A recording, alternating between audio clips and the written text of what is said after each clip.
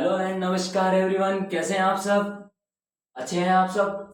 तो स्टूडेंट्स, अपनी सीरीज चल रही है कार्बन एंड कंपाउंड की, जिसके अंदर अब ये थर्ड पार्ट है क्या नाम है चैप्टर का। तो अपन चालू करते हैं। तो उसके अंदर अपन ने कार्बन के बारे में जनरल इंट्रोडक्शन पढ़ लिया, अपन ने कार्बन की स्ट्रक्चर पढ़ ली। अब स्ट्रक्चर का ही एक पार्ट है फंक्शनल ग्रुप के, जो कार्बन के साथ में पीछे की ओर जुड़ते हैं। मतलब एक पूरी कार्बन की चेन है, उसके अंदर कुछ और भी तो होंगे, ये सिर्फ कार्बन ही हाइड्रोजन ही होंगे, उसके अंदर और भी कुछ चीजें होंगी। तो उस चीज के बारे में पढ़ते हैं। तो पहली चीज आती है अपने पास फंक्शनल ग्रुप। सर ये फंक्शनल ग्रुप क्या होता है, हमें बता दो।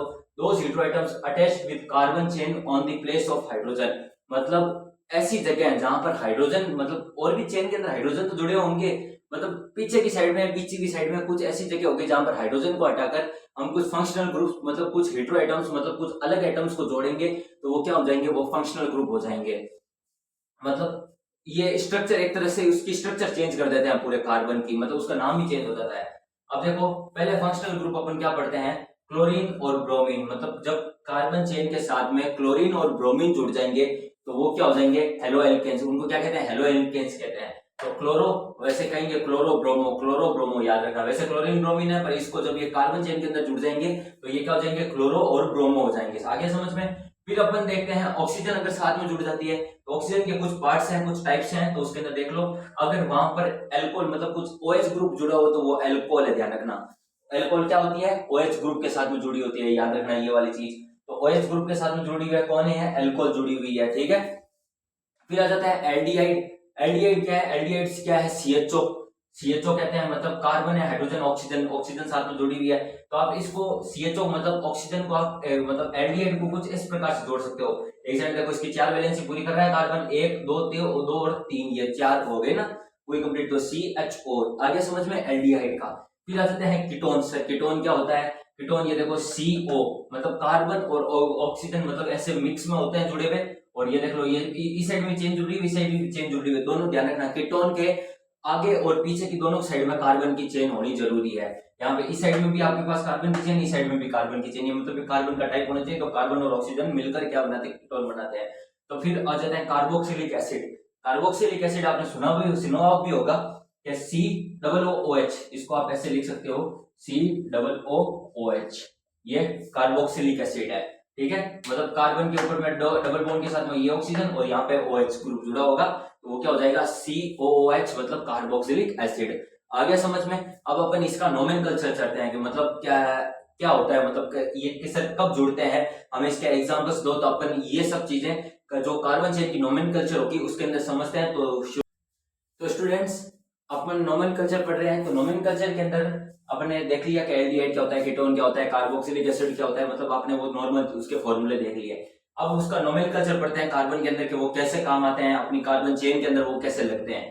तो चलिए शुरू करते हैं पहले क्लोरीन और ब्रोमीन से, जो कि क्लोरो और ब्रोमो कहलाते हैं। जब कार्बन चेन के अंदर जुड़ जाते हैं तो ये देखो, मैथ एथ प्रोप, मतलब वो तो आपको बता रखा है मैंने कि 3 कार्बन होंगे, 1 कार्बन मैथ, दूसरा 2 carbon eth, 3 carbon prop, 4 carbon but, 5 carbon pent, 6 carbon hex.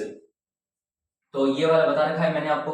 अब देखो यहाँ पे मैंने एक हाइड्रोजन, यहाँ पे इस साइड में हाइड्रोजन जुड़ना चाहिए, लेकिन यहाँ पे मैंने क्लोरीन और ब्रोमीन को जोड़ दिया। तो यहाँ पे क्या हो गया, इसको यहाँ पे मतलब ध्यान रखना, जब भी आप नोमेनक्लेचर करोगे तो यहाँ पे ध्यान रखना, पहले नंबर पे जो कार्बन जिसके साथ में फंक्शनल ग्रुप जुड़ा होगा उसको आप 1 नंबर दोगे। यहाँ पे ये देखो, ये 1 नंबर, ये 2 नंबर, ये 3 नंबर, जिसके साथ फंक्शनल ग्रुप जुड़ा होगा नाम वहीं से ज्यादा कोशिश होती है कि वहीं से शुरू होता है।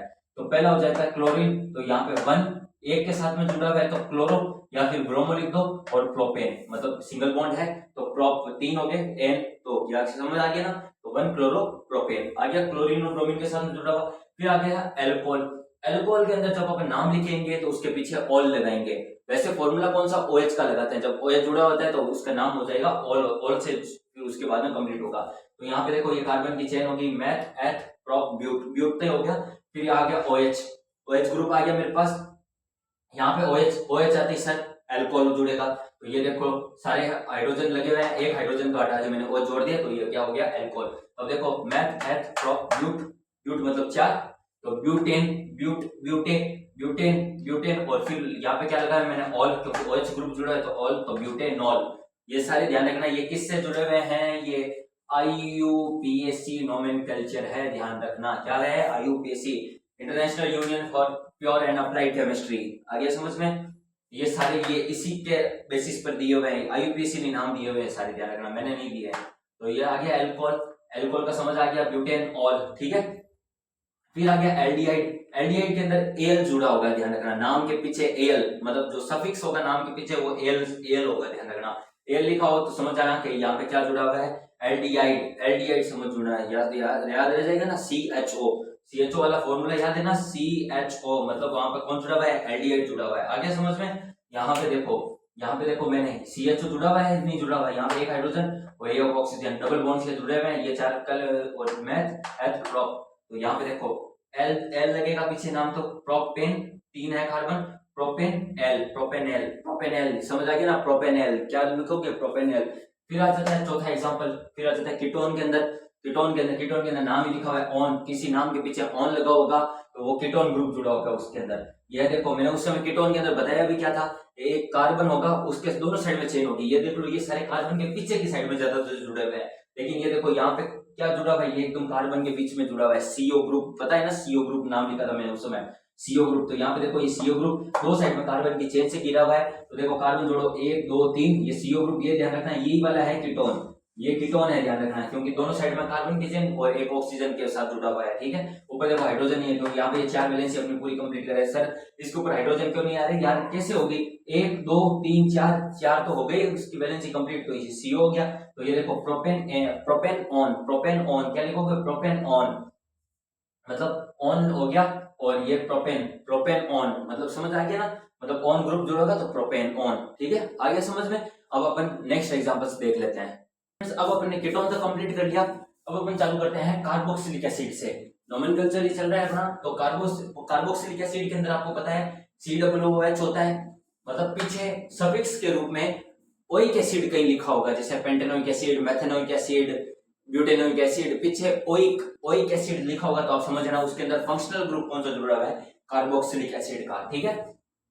अब जैसे ये देखो 4 कार्बन है, पीछे देख लो COOH, मतलब 2 O और H, मतलब 2 ऑक्सीजन और H कार्बन के साथ में, कार्बन चेन के साइड में एकदम लास्ट एंड पर जुड़े हुए हैं। तो ये देख लो 1 2 3, मतलब ये डबल OH जुड़ा हुआ है, ये 4 वैलेंसी पूरी कर रहे हैं सारे अपनी।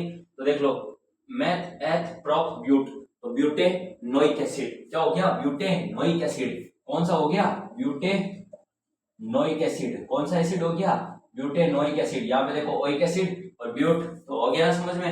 ये देखो फिर आ जाते हैं अपन एल्कीन पर। एल्कीन मैंने आपको बता रखा है, पीछे इन जुड़ा होगा और डबल बॉन्ड होंगे, ध्यान रखना, 1 बॉन्ड तो एल्केन, 2 बॉन्ड तो एल्कीन, 3 बॉन्ड तो एल्काइन। आगे समझ में? अब देखो ये देखो डबल बॉन्ड जुड़ा हुआ है, कितने कार्बन आपको डबल बॉन्ड अगर बीच में दिख जाए तो एल्कीन कर देना है। तो ये देखो 1 2 3 बॉन्ड, 3 कार्बन है, देखो ये 4 वैलेंसी पूरी कर रहा है, तो मैथ एथ प्रोप, तो प्रोपीन, इन जुड़ा हुआ है, 2 बॉन्ड है तो प्रोपीन, प्रोपेन नहीं करोगे क्योंकि सिंगल बॉन्ड इसके अंदर, यहाँ पे देखो डबल बॉन्ड आ गया, तो ये प्रोपेन नहीं होगा, प्रोपीन होगा, ठीक है। फिर आ जाता है एल्काइन। एल्काइन के अंदर पीछे आइन लगा होगा, मतलब YNE लिखा होगा। ये देखो यहाँ पे ट्रिपल बॉन्ड, मतलब जिसके अंदर 3 बॉन्ड आ गए तो वो एल्काइन हो जाएगा, क्या हो गया, एल्काइन हो जाएगा। तो 1 2 3, तो देखो मैथ एथ प्रोप, तो प्रोपाइन, क्योंकि 3 बॉन्ड जुड़े हुए तो प्रोपाइन। तो समझ आ गया आपको नोमेनकल्चर किस प्रकार का होता है, किस प्रकार फंक्शनल ग्रुप जुड़े होते हैं। तो आई होप आपको ये वीडियो जरूर पसंद आया होगा। तो वीडियो अगर पसंद आया तो लाइक शेयर सब्सक्राइब जरूर कर लेना, और अगर आप फेसबुक इंस्टाग्राम पर अपने चैनल को देख रहे हैं Ahmad Parikh all in one को, तो वहां पे जाके चैनल को फॉलो जरूर कर देना।